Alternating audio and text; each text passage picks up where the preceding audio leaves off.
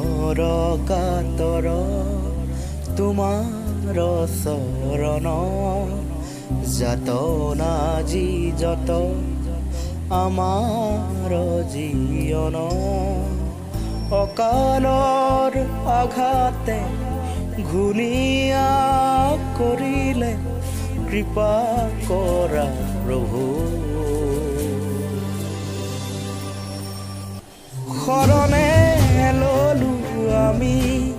কৰোণাময় তুমি কৰি অপৰাধ ক্ষত